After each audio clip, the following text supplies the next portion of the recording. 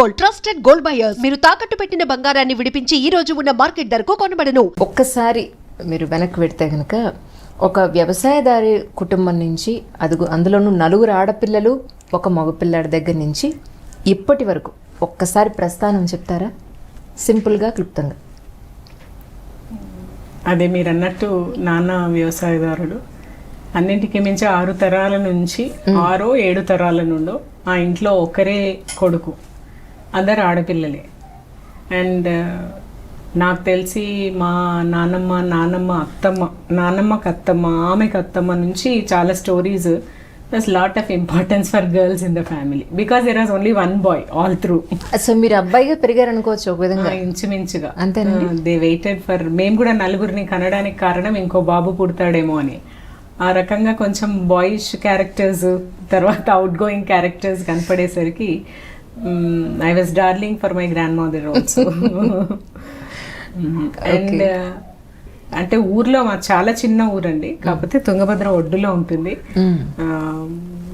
తెలంగాణకు last village, రాయలసీమకు first village almost. చిన్నప్పటి నుంచి నది పక్కనే అన్నీ చాలా, అంటే ఇట్ ఈస్ ఆల్మోస్ట్ నది ఉన్నా కూడా చాలా వేడి ప్రాంతము, ఎందుకంటే అంతా కూడా రేగళ్ళు ఉంటాయి, బ్లాక్ కాటన్ సాయిల్స్.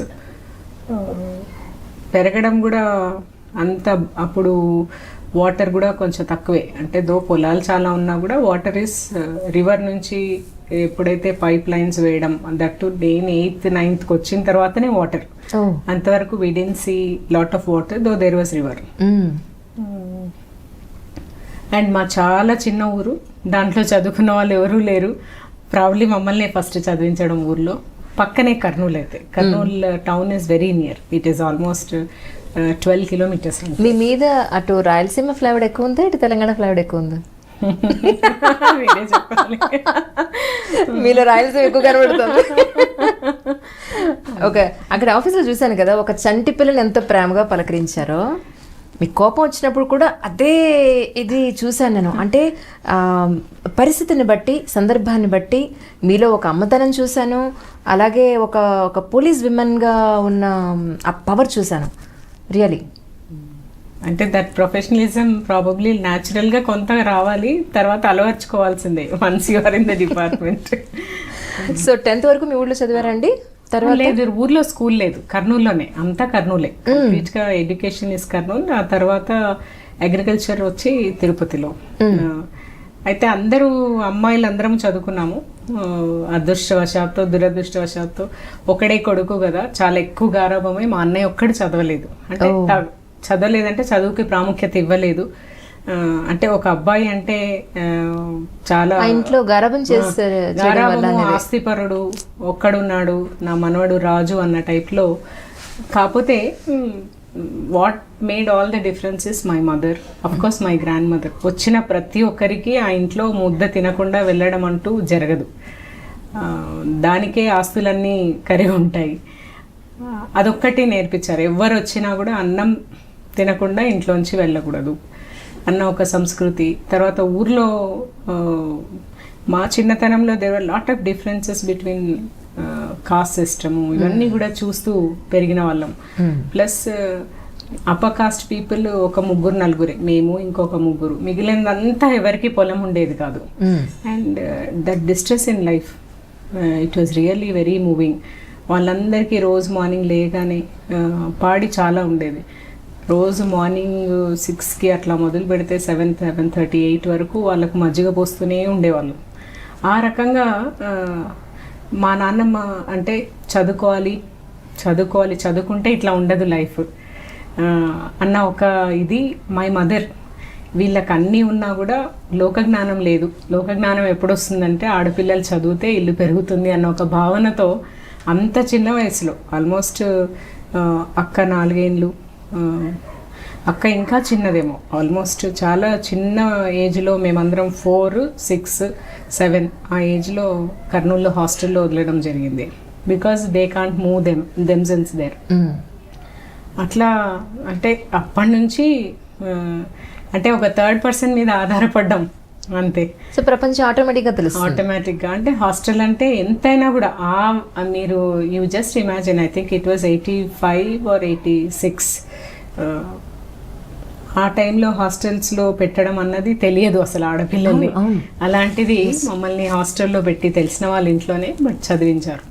అంటే ఆ ప్రాముఖ్యత గుర్తించింది కాబట్టి.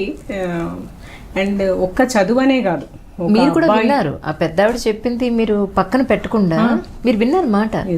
ఎస్, అంటే చాలా ఏడ్చేదాన్ని. అప్పుడు గుర్రం జట్కా బండిలో వెళ్ళేవాళ్ళం. అది గట్టిగా అది ఆ వీల్ని పట్టుకొని ఇంకా నేను వెళ్ళానని ఏడ్చేదాన్ని. But over a period of time బాగా ఎక్స్ప్లెయిన్ చేసేది. చదువుకోకపోతే ఎట్లా ఉంటారు, చదువుకుంటే ఎట్లా ఉంటారు.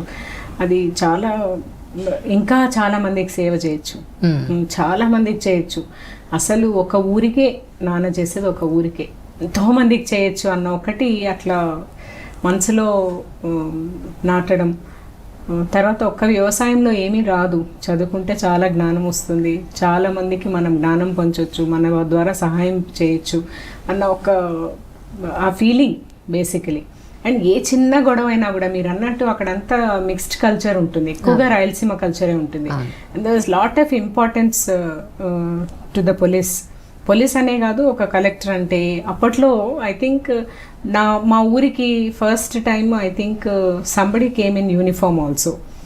చిన్న గొడవ అయితే అంటే అంత ఊరంతా సర్దుకుపోయింది. అంటే చూడు ఒక్క మాట చెప్తే వింటారు అని మా నాన్నమ్మ చెప్పేది. అంటే that it self I think తెలియకుండా బీజం ఉండొచ్చు. But at the end of the day 10 మందికి ఇట్లా అవ్వడం వల్ల ఏదైనా చెయ్యొచ్చు అన్న ఒక ఫీలింగ్తో పెరిగిన వాళ్ళం. తర్వాత 4 ఆడపిల్లల పెళ్ళిళ్ళు అంటే ఇంకొక గొప్ప విషయం. మేము 4 ఆడపిల్లలము. ఒక్కసారి సివిల్స్ రాస్తాను అని అనగానే నాకంటే చిన్నవాళ్ళకి పెళ్లి చేశారు, నా నెక్స్ట్ అమ్మాయికి పెళ్లి చేశారు. అంటే అంత ఫార్వర్డ్ థింకింగ్ ఉన్న పేరెంట్స్ ఉండడం వల్లనే జనరల్ గా పెద్ద అమ్మాయికి చెయ్యరండి అసలు. అంటే బంధువులు అందరూ అంటే అది ఏ ఆడపిల్లకైనా ఉంటుండొచ్చు ఈ పర్టికులర్ పరిస్థితి. That when you want to do something, ఇది చాలే, ఇంతవరకు చాలే, చేసింది చాలే అనడము ఒక ఫ్యామిలీతో మొదలై ఒక కుటుంబంతో మళ్ళీ మొదలై పెళ్లి చేసుకున్న చోట సమాజంతో ఎండ్ అవుతుంది. అంటే నీకు ఇది చాలు, ఇంత చాలు, ఇక్కడికి చాలు, ఈ రకంగా చాలు, ఈ రకంగా ఉండాలి, అది ఏమీ లేకుండా పెంచడం వల్ల ఐ థింక్ వాట్ మేక్స్ అంటే ఆ ధైర్యం అన్నది పెరుగుతూ పోయిండొచ్చు మనసులో. బహుశా ఈ రోజు మీకన్నా వాళ్ళ ముగ్గురికి ముందు పెళ్ళి అయిపోయండి. ముగ్గురికి అంటే నేను మిడిల్, నాకంటే ముందు ముగ్గురికి పెళ్ళిళ్ళు, అన్నయ్యకు ఇద్దరికి. సో మీ మీద అప్పటికే వాళ్ళ కాన్ఫిడెన్స్ ఉంది, కట్టి కొట్టేస్తుంది ఖచ్చితంగా సుమతి అన్నది వాళ్ళ నమ్మకం ఉంది. ఓకే. అండ్ ఇంకొకటి ఏ రోజు కూడా అంటే అసలు మీరు అన్నట్టు ప్రేమ వివాహం జరుగుతుంది లేకపోతే నేను ఎవరికన్నా అంటే ఇట్లా పడతాను అన్నది నిజంగా చెప్తున్నాను. It will never. I thought it is almost impossible. అది ఎవరు నమ్మరు కూడా అసలు. ఎందుకంటే అంత టామ్ బాయ్ లాగా ఎక్కడ ఏ చిన్న కాంపిటీషన్ ఉన్నా వెళ్ళిపోయేదాన్ని. ఏ చిన్న స్కూల్లో ఒకవేళ ఏదైనా స్కూల్ డేనో అట్లా అయితే మినిమం నన్ను 2-3 దానిలలో పెట్టాలి, పెట్టకపోతే ఇంకా టీచర్ ఆ రకంగా పెరిగినదాన్ని. అదే ఇట్లా అట్రాక్ట్ అవుతాను అన్నది అనుకోకుండా. Maybe probably of course life keeps turning. Yes, అంటే ప్రపోజల్ అన్నది కాకపోయినా అంటే వీ వర్ వెరీ ఫ్రెండ్లీ, ఈ వాజ్ వెరీ ఇంట్రోవర్ట్, నేను చాలా ఎక్స్ట్రోవర్ట్. ఒకటే ఊరండి ఇద్దరిది? లేదండి, వాళ్ళది కడప దగ్గర రాజంపేట. ఓకే. మరి ఎలా పరిచయం మీ ఇద్దరికి? College. Okay. Degree college? Degree first year. And of course after a decade we got married after knowing each other. అందరూ ఒప్పుకొని ఇద్దరు అటు 2 వైపులా కలిసి. It was an intercaste basically. This was the first intercaste marriage in my family and till now it is the last. But still మీరు rebel అంతే, doubt లేదు. అంటే it was a conventional family basically, so it didn't happen again. But still everybody is happy with the way we are living our life. That's true. అంటే at least my family. ఈ రకంగా